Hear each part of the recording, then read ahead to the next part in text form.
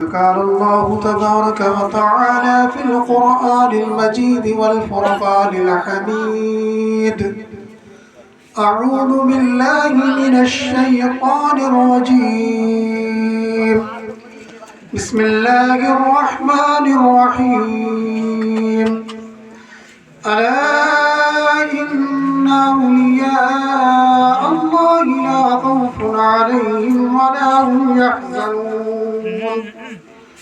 آمنت بالله صدق الله مولانا العظيم وصدق رسوله النبي الأمين المتين المبين المعين الحفيظ الكريم ونحن على ذلك لمن الشاهدين والشاكرين والحمد لله رب العالمين.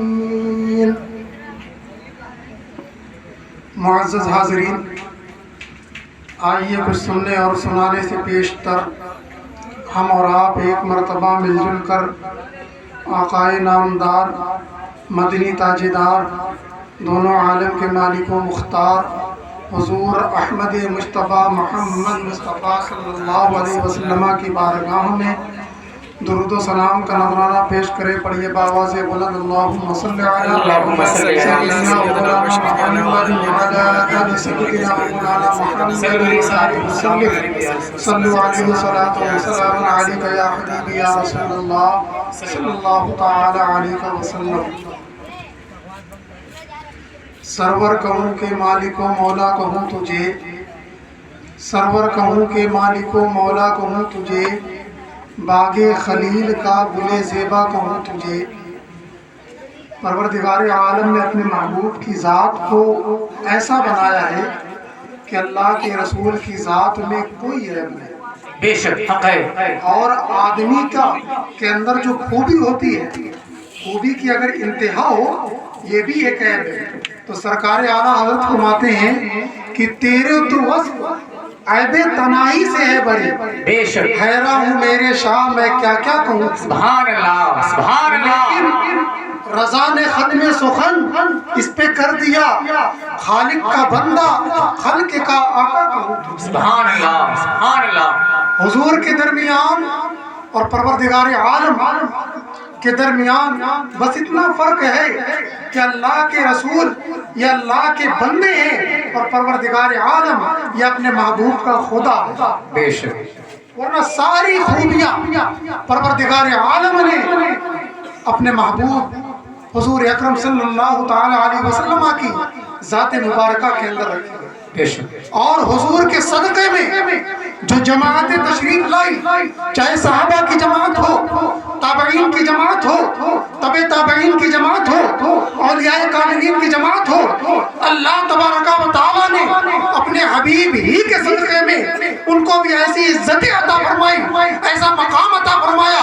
اور قرآن کے ذریعے پروردگار عالم نے قرآن میں بھی یہ اعلان کیا کہ اللہ کے رسول کا صدقہ جب کسی بندے کو ملتا ہے تو پروردگار عالم قرآن کے اندر فرماتا ہے الا ان اولیاء اللہ لا خوف علیہم ولا هم يحزنون، کہ خبردار بے شک سن لو اللہ کے ولیوں کو نہ کسی طریقے کا خوف ہے اور نہ ہی کوئی حزن و ملال ہے. بے شک کوئی غم ہے. بے شک بے شک حق ہے. ولی یہ اولیاء یہ ولی کی جمع ہے، اور ولی کا معنی ہوتا ہے دوست، فرما بردار، مددگار، نگہبان. یہ سارے معنی ولی کے آتے ہیں. اور الولایت سے یہ بنا ہے. امام راضی کہتے ہیں الولایت کا مطلب حکومت ہوتا ہے. تفسیر کبیر کے اندر حضرت امام راضی لکھتے ہیں کہ ولایت کا مطلب حکومت ہوتا ہے.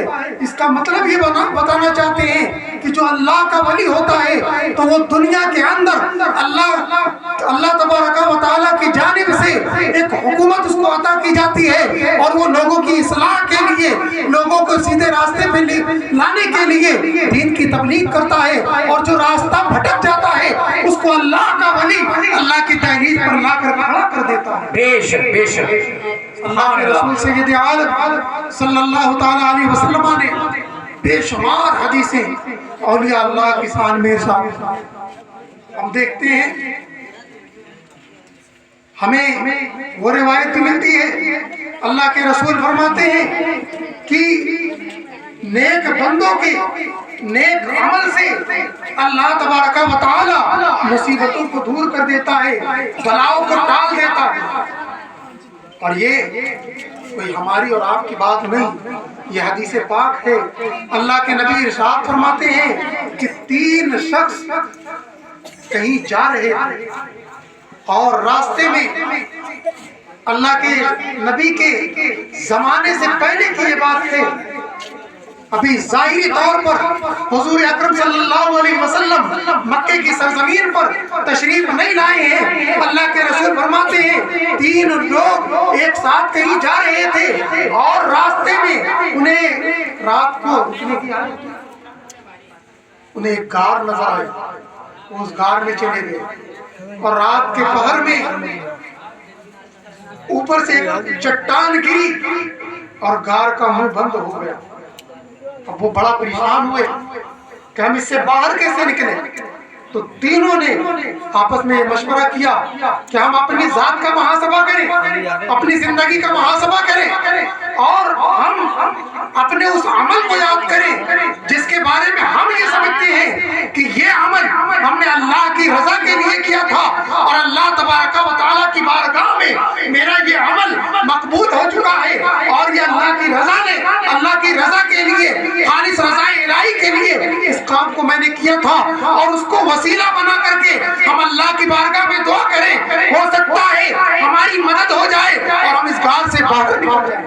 بے شک بے شک۔ انہوں نے یہ مشورہ کیا، اس میں سے پہلے بندے نے دونوں سے کہا کہ مجھے یاد آتا ہے، میرا ایک زندگی کا واقعہ یاد آتا ہے، میرے والدین بڑھاپے کو پہنچ چکے تھے، بڑے کمزور ہو چکے تھے اور میرا یہ ایک عمل تھا کہ شام کے وقت جب تک میں اپنے والدین کو دودھ نہ پلا لیتا اس وقت تک میں دودھ نہ پیتا۔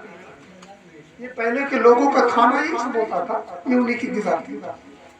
عرب کے اندر کھجوروں سے پیٹ بھرا جاتا ہے، بکری کا دودھ دو کر کے اور دودھ وغیرہ سے، یہی ان کے کھانے پینے کی چیز تھی۔ تو کہا جب تک میں اپنے والدین کو دودھ نہ پلا دیتا تب تک میں دودھ نہ پیتا۔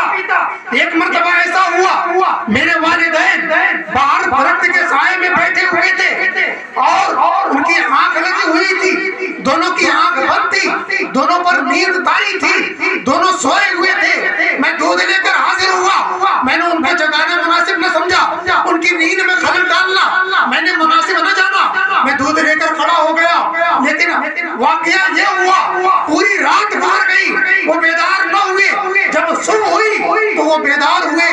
میں اسی طریقے سے دودھ کا پیالہ لے کر کھڑا تھا، جب وہ بیدار ہوئے میں نے ان کو دودھ پلایا تو مجھے یہ یقین ہے میں نے اس وقت یہ خالص اللہ کی رضا کے لیے یہ کام کیا تھا۔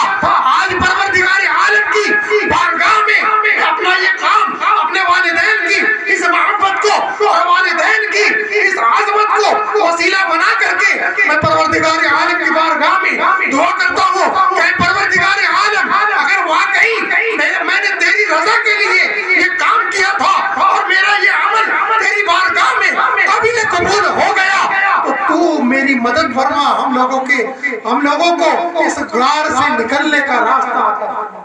بے شک بے شک۔ اس نے دعا کی، وہ چٹان ذرا سی کھسک گئی، ابھی بھی نکلنے کا راستہ پیدا نہیں ہوا۔